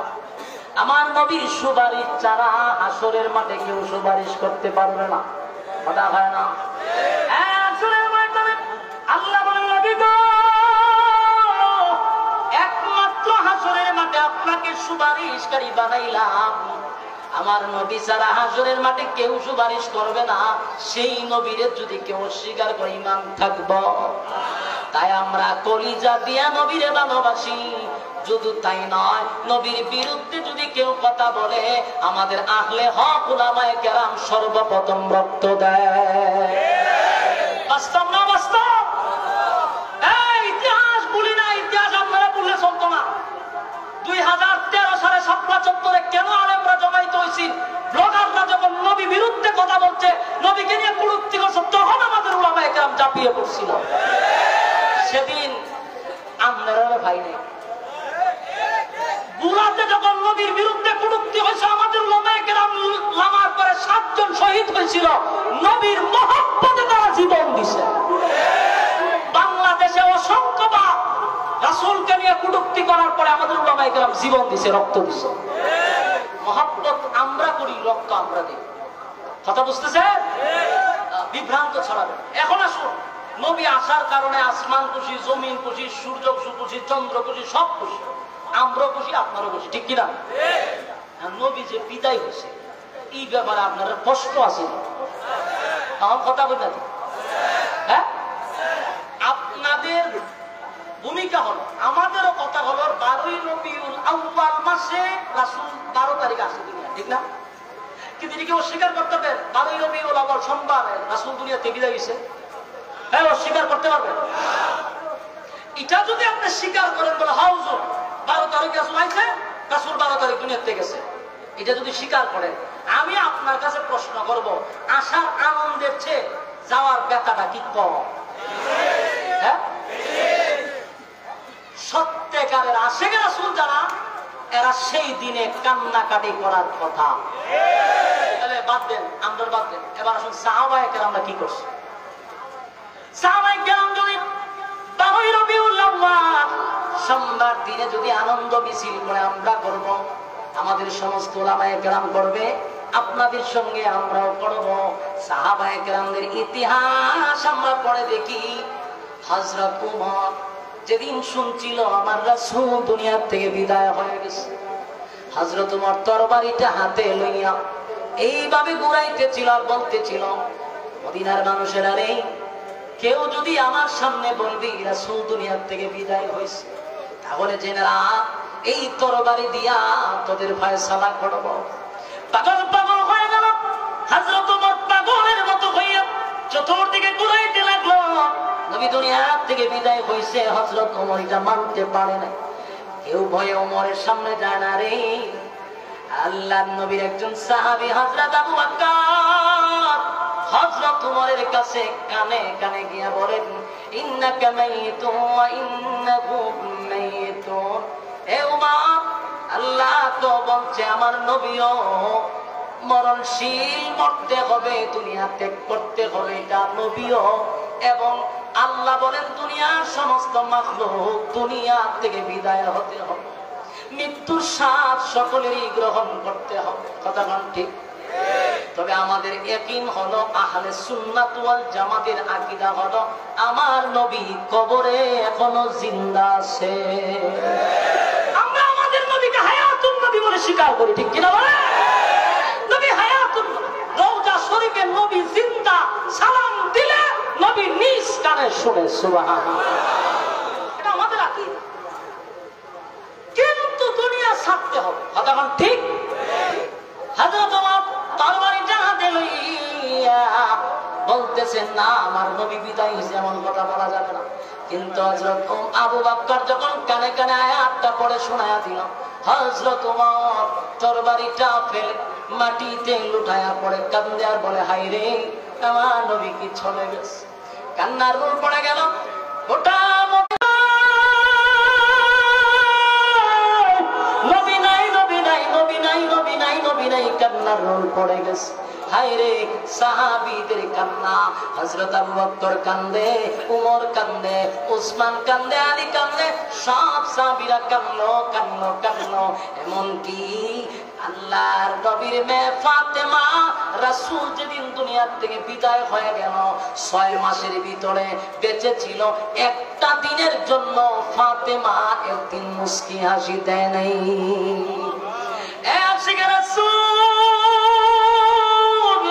নবী দুনিয়া থেকে বিদায় হওয়ার পরে আবু বকর কাঁদতে কাঁদতে কলিজা পুড়ে গেছে, মুখ দিয়া দুর্গন্ধ আসতো, কলিজা পুড়ে গেছে।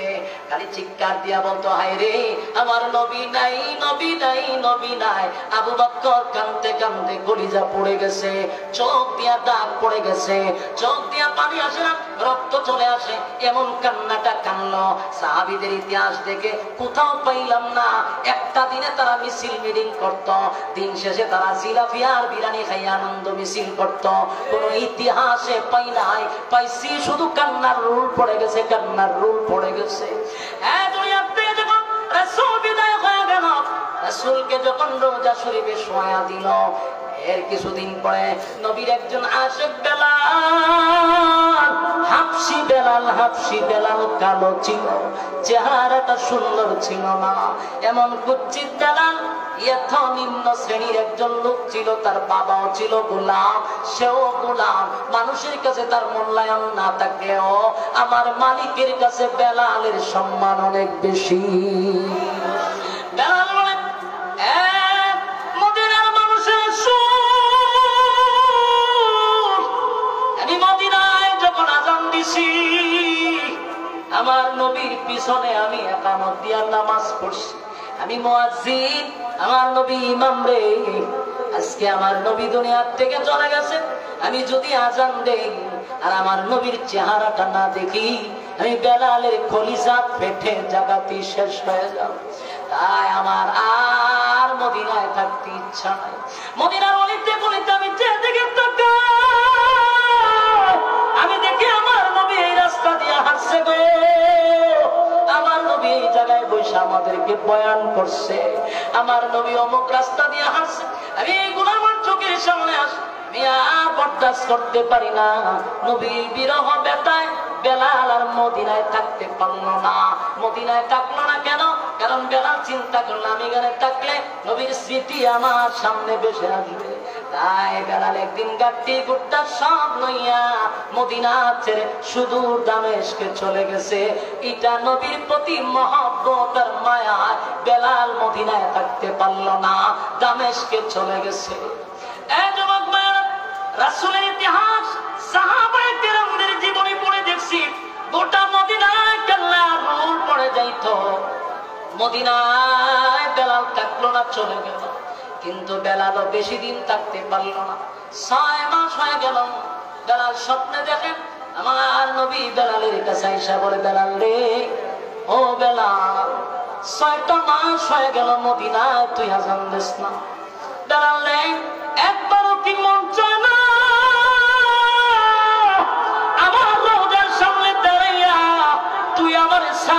সাহাবী বেলাল, সব সাহাবীর সালাম পাই, আমার বেলালের সালাম আমি পাই না। বেলাল রে, কেমনে রে বেলাল, তুই আমারে ভুইলা গেলি? এ বেলাল, আমি নবীর কথা কি তোর মনে পড়ে না? যেই মাত্রই স্বপ্ন বেলাল দেখছে, ঘুম থেকে জাগ্রত হইয়া বেলাল হাউ মাউ করে কান্না শুরু করে দিছে।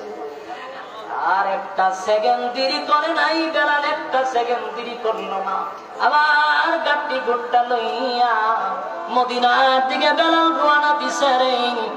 নবী আয়েশা বলতে সালাম দেওয়ার জন্য, তাই দামেস্কের থেকে মদিনার দিকে রওনা দিল।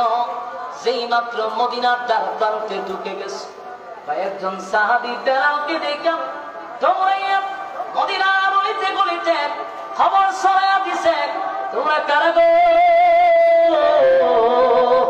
দেখো না, বেলাল কিন্তু মদিনায় চলে আসছে, নিশ্চয়ই আমার নবীও চলে আসছে। পাগল হয়ে গেছে, মদিনার মানুষটা পাগল হয়ে গেছে। এবার মদিনায় এসে দৌড়াইয়া নবীর রওজার সামনে গিয়া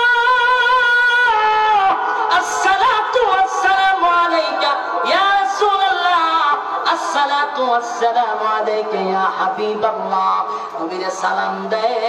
বেলাল কইরাইয়া কইরা কান্নার বলে, নবী গো, আমি বেলাল, আপনি নবীরে বলি নাই গো নবী, আমি কি আপনারে বইলা থাকতে পারি? নবীজি, আপনি দুনিয়ায় থাকতে বলছিলেন আমার পায়ের আওয়াজ আপনি জান্নাতের মধ্যে পাইছেন, আমার আপনি মহব্বত করতেন। এবং নবীজি, আমি আপনারে বলি নাই, আমি আপনার বিরহ ব্যথা যে সহ্য করতে পারি না গো নবী, আপনার মায়া আমি সহ্য করতে পারি না। যেদিকে তাকাই গো নবী, শুধু আপনার স্মৃতি আমার চোখে ভাসে, তাই তো আমি দেশের ভিন্ন দেশে চলে গেছি। আবার নবীরে সালাম দেয়, সালাম দিয়া বেলাল চোখের পানি ছেড়ে দিয়া আবার দামেস্কের দিকে রওনা দেয়। মদিনার মানুষ বলে, বেলাল রে থামো, ওই দেখ বেলাল আবার দামেস্কে চলে যাগো। দৌড়াইয়া সবাই হাসাইন আর হুসাইনের কাছে গিয়া বলে, ও হাসাইন আর হুসাইন, আমরা কত বলছি বেলাল রে একটু দাঁড়ানোর জন্য, কিন্তু আমরা বেলালকে থামাইতে পারি নাই। তুমি হাসাইন আর হুসাইন নবীর নাতি হইয়া যদি বেলাল রে বলো, তাহলে বেলাল দাঁড়াবে। সবার আবদার শুনিয়া হাসাইন আর হুসাইন দৌড়াইয়া বেলালের কাছে গিয়া দাঁড়াইছে। বেলাল রে বলে, বেলাল, মদিনার মধ্যে 6টা মাস হয়ে গেল, আপনি বেলালের আজান কিন্তু আমরা শুনতে পাই না। বেলাল, তো আজান দেন, আমরা শুনি। আমার নানা দুনিয়ার থেকে বিদায় হওয়ার পর আপনি বেলালের আজান শুনি না, একটু আজান দেন। হযরত বেলাল তাকায়া দেখে যেইভাবে দুই ভাই দুইটা হাতে বেলালে ধরছে, হযরত বেলাল চিন্তা করল, এই দুই সাহাবী সাধারণ কোন সাহাবী না, নবীজির কলিজার টুকরা সাহাবী, নবীজির কলিজার টুকরা নাতি। এই দুই নাতি যদি আমার নবীর কোনো আবদার করছে রে, আমার নবী কোনদিন হাসাইন হুসাইনের আবদার ফেরত দেয় নাই। তাই বেলাল চোখের পানি ছেড়ে দিয়া বলে, হাসাইন আর হুসাইন, তোমরা আমার আবদার করছো, আমি তোমাদের আবদার রাখবো, কিন্তু আমার মনে কষ্ট, আমি যদি আমার নবীরে মুহাম্মদুর রাসূলুল্লাহ বললেন না পাই। বেলাল যখন আযান দিতে লাগলো, আশহাদু আন্না মুহাম্মাদুর রাসূলুল্লাহ বলল, এই পর্যন্ত আসার পরে হযরত বেলাল বেহুশ হইয়া জমিনে পড়ে গেছে। আর আল্লাহ বেলালের গলার মধ্যে এত পাওয়ার দিছিল, এত পাওয়ার, এত পাওয়ার, এত পাওয়ার, এত পাওয়ার, খালি গলায় বেলাল যখন আযান দিত প্রায় 40 কিলোমিটার পর্যন্ত আওয়াজ আল্লাহ পৌঁছায়া দিত। মদিনার অলিতে গলিতে বেলালের আযান পৌঁছে গেছে গো। মদিনার নারী, শিশু, বাচ্চারা বেলালের আযান পাগল পাগল হয়ে গেছে। 6 মাস করে বেলালের আযান শুনছে। মদিনার অলিতে গলিতে ঘোষণা শুরু হয়ে গেছে, মা সন্তানকে নিয়ে ঘর থেকে বাহির হয়ে গেছে। ছোট ছোট বাচ্চারা, মহিলারা, বৃদ্ধরা ঘর থেকে পাগল পাগল হইয়া বাহির হয়েছে। ওই তাকায়া দেখো বেলালের আযান শোনা যায়। তার মানে বেলাল আসছে, আমার নবী আসছে রে, নির্ঘাত আমার নবী চলে আসছে। পাগল পাগল হইয়া সব দৌড়ে কাবার দিকে যায় গো, নবী আসছে, নবী আসছে, নবী আসছে, নবী আসছে, পাগল হইয়া যায়। ইয়া দেখে বেলাল বেহুশ হইয়া জমিনে পড়ে আছে। বেলাল আশহাদু আন্না মুহাম্মাদুর রাসূলুল্লাহ বলতেন, আমার নবীর দিকে তাকাইতো। আজকে তাকায়া দেখে নবী নাই। বেলাল বরদাস্ত করতে পারল না, কলিজা পেটে যায়, বেলাল বেহুশ হয়ে পড়ে গেছে। এই যুবক ভাইরা, সাহাবীদের ইতিহাস পড়ে পাইছি, নবী দুনিয়া থেকে বিদায় হওয়ার পরে সাহাবীরা কান্না, হযরত আবু বকর কান্না। যতদিন আবু বকর বেঁচে ছিল, নবীর বেটায় ব্যতীত হইয়া কলিজাটা যেন পুড়ে গেছে। হযরত ওমর কান্না, আবু বকর কান্না, আলী কান্না, ওসমান কান্না, বেলাল কান্না। আর 1400 বছর পরে নবীর ওফাতুন নবীর দিনে কেমনে রে আনন্দ মিছিল করি, ফিকাবের মধ্যে বক্স লাগাইয়া ডিজের মতো নাচানাচি করি। এটাকে আমি আশিকে রাসূল বলতে পারি না।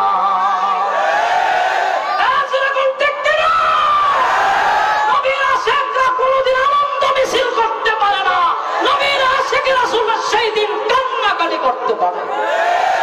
এবার আসুন, নবী তার মিলাদুন নবী, আমাদের নবীর জন্ম রাসূল কেমনে পালন করতেন।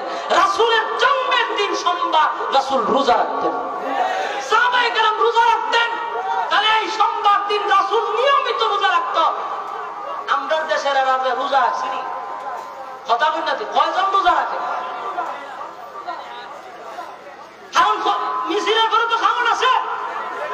আমি আপনাদের আনন্দ মিছিলটাকে এখনো বলতেছি, এত বিরোধিতা না, কিন্তু আপনারা রোজা রাখা নবীর তরিকা অনুযায়ী জন্ম দিবস পালন করে।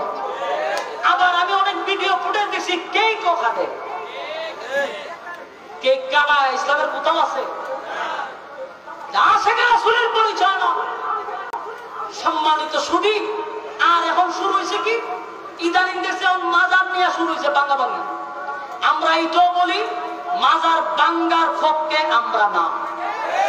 কথা কি বুঝতেছেন? একদম ক্লিয়ার।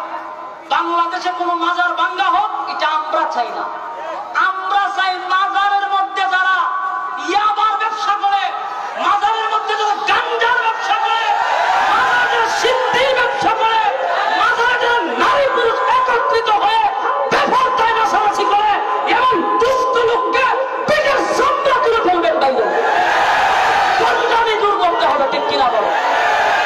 আমরা আল্লাহর ওলিদের বিরুদ্ধে নয়, আমরা ওলিদেরকে সম্মান করি।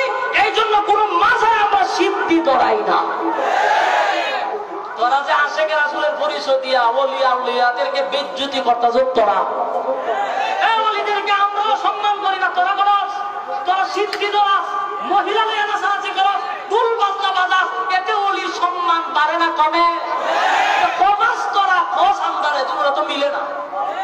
কথা বল না? কিন্তু মাজার বাংলার পক্ষে আমরা না, কারণ মাজার আল্লাহর ওলিরা শুয়ে আছে। মাজার জিয়ারত করা সুন্নাত, সুন্নাত, সুন্নাত। মাজার হলো জিয়ারতের জায়গা।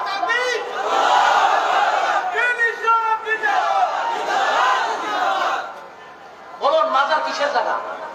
জিয়ারতের জায়গা। বলুন মাজার কিসের জায়গা? মাজার জিয়ারতের জায়গা। আমি নিজেও মাহফিল টাফিলে গেলে শাহজালাল মাজারের সাইডে বাড়ি আমি জিয়ারত করি, শাহবাগানে গেলে জিয়ারত করি। ভাই আমরা তো জিয়ারত করা সুন্নাত আমরা জানি, কিন্তু আমরা যে বিরোধিতা করি মাজারের ওলির বিরুদ্ধে নয়, মাজারে যে বন্ডামি হয় বন্ডামির বিরুদ্ধে। আর এই কথা মরার আগ পর্যন্ত বললে দাও, এটা বলতো না। আপনি বন্ডামি করবেন আর আপনারা বলবেন মাজার বিরোধী। মাজার বিরোধী না, মাজারের বন্ডামির বিরুদ্ধে। ওলির দরবার তাহলে তোরা নাফাক বানাইতেছ, অসম্মানিত তোরা করতেছ। 3 বছর ছিলাম, আমার বাসা ছিল শেরালি বাজার কি কয় শালি বাজার, এর পাশে আমার বাসা ছিল। আমি যা দেখছি তা আপনারা অনেকে দেখেন না। ওখানে গিয়া দেখি এইভাবে টানা শুরু করছে, শর্ট মট লাগায় বেড়া বেড়ি জটা জটি টাইনা শুকানি যায় না। যে সিগারেট আমি টাকা করে বইতে না বলে বাবের জগতে যেমন জানা। বলুন তো দেখি, আমরা মাজারের পরিবেশ নষ্ট করছি না এরা করছে? এরা রে নবীর দুশ্মন কয় না, ওলির দুশ্মন করা কয় আমরা রে। বুঝা গেল সন্দেহ আছে। আমার কথা কি কোনো বেজাল আছে? বাস্তব কইছি না বাস্তব কইছি? আমরা কি সত্যিকারের ওলির বিরুদ্ধে, না মাজারের ভিতরে যারা ওলির মাজারকে, যারা কবরকে নাফাক করতেছে তাদের বিরুদ্ধে? তাদের বিরুদ্ধে। স্পষ্ট না স্পষ্ট? স্পষ্ট কথা। তাই আমরা এখনো বলি, যারা মাজার ভাঙতেছে তাদের ব্যাপারে বলছি, মাজার ভেঙে আপনারা কি বুঝাইতে চাচ্ছেন সেটার পক্ষে আমরা নয়। যদি সত্যিকারের ওলি থাকে সেটা হেফাজত করা আমাদের দায়িত্ব, বন্দামি দূর করা আমাদের দায়িত্ব। কিন্তু অনেক জায়গাতে আছে আসলে এটার মধ্যে কোনো ওলিয়া উলিয়া নাই, হুদাহুদি একটা ব্যবসার জন্য রাস্তার পাশে একটা গেট দিয়ে তো রাখছে আর একটা কাপড় দিয়ে ঘুরে তো রাখছে। বাইরে দাদা আসলে কোনো খবর নাই। বাস্তব না বাস্তব? আমার এলাকাতে মাজার অনেক হুজুর আমরা সারা জীবন দেখি পট গাছে যেটা ভাগল থাকতো, এটা জট মট লাগিয়ে থাকতো, এটা মরছে করে এটা গাতায় মাজার ফেলেছে। এরকম বুয়া মাজার আছে নাই? সত্যিকারের আল্লাহর ওলির মাজার যেখানে আছে সেখানে আমরা জিয়ারত করতে যাই। আমরা ওলিয়া উলিয়ার বিরুদ্ধে না। এই দেশে নবী রাসূল আসে নাই, এই দেশ ইসলাম প্রচার করছে ওলিয়া উলিয়ারা। স্বীকার করার কোন সিস্টেম আছে? আল্লাহ আমাদের বোঝার আমল করার তৌফিক দান করুক, আমিন। দুরূদ শরীফ পড়েন, আল্লাহুম্মা সাল্লি আলা মুহাম্মাদিন ওয়া আলা আলি মুহাম্মাদ কামা সাল্লাইতা আলা ইব্রাহিম ওয়া আলা আলি ইব্রাহিম ইন্নাকা হামিদুম মাজিদ।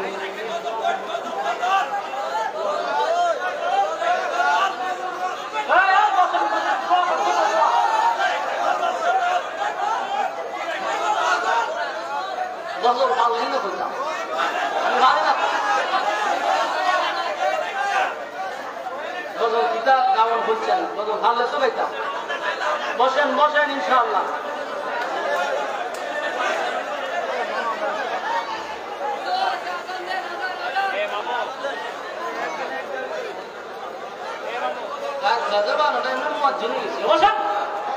গজল একটা পুরান গজল গায়, যে দুইটা রবিউল আউয়াল মাস, ঠিক কিনা? সাথে কইতেই ঠিক আছে নি? আজ কেন পৃথিবীটা লাগে তো সুন্দর, সে কোন রূপকার সাজানো ছড়া ছড়ে, সে কোন রূপকার সাজানো ছড়া ছড়। আজ কেন পৃথিবীটা লাগে তো সুন্দর, সে কোন রূপকার সাজানো ছড়া ছড়ে, সে কোন রূপকার সাজানো ছড়া ছড়। চারিদিকে নবরূপে করে ধরা জলমল, সেই রূপ দেখে হয় আকিতায় সুশীতল, আকিতায় সুশীতল, আকিতায় সুশীতল। একটু আপনারা আমার ফিকাপটা তুলে দেন, এমনি মন মতো আওয়াজ পাইতেছি না, ফিকাপও তুলে দিলে নেশ করতো ঠিকই। আজ কেন পৃথিবীটা লাগে তো সুন্দর, সে কোন রূপকার সাজানো ছড়া ছড়, সে কোন রূপকার সাজানো ছড়া ছড়।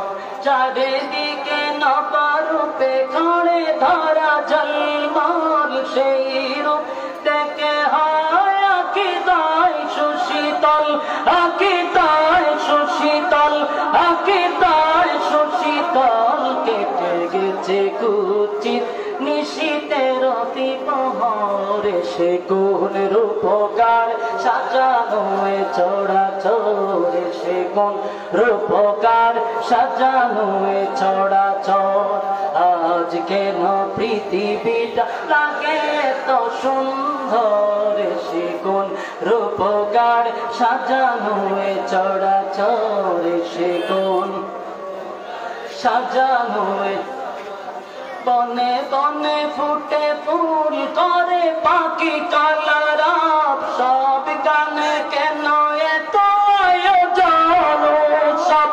আয়োজন সব আয়োজন সব জোড়ে মুখরিত গোটা মরু প্রান্তরে সে কোন রূপকার সাজানো এ চরাচর সে কোন রূপকার সাজানো এ চরাচর সে কোন রূপকার সাজানো এ চরাচর বনে বনে ফুটে ফুল করে পাখি কলরব সব সব গানে কেন এত আয়োজন সব আয়োজন সব আয়োজন সব জোড়ে মুখরিত গোটা মরু প্রান্তর সে কোন রূপকার সাজানো এ চরাচর সে কোন রূপকার সাজানো এ উল্লাস করে আজ সারার লোহায়াত পুরাতের জলরাশি কুলে কুলে উচলায় কুলে কুলে উচলায় কুলে কুলে উচলায় পর্বত চড়া হতে নেমে আসে নির্জরে সে কোন রূপকার সাজানো এ চরাচর সে কোন রূপকার সাজানো এ চরাচর আজ কেন পৃথিবীটা লাগে এত সুন্দর সে কোন রূপকার সাজানো এ চরাচর সে কোন রূপকার সাজানো এ চরাচর।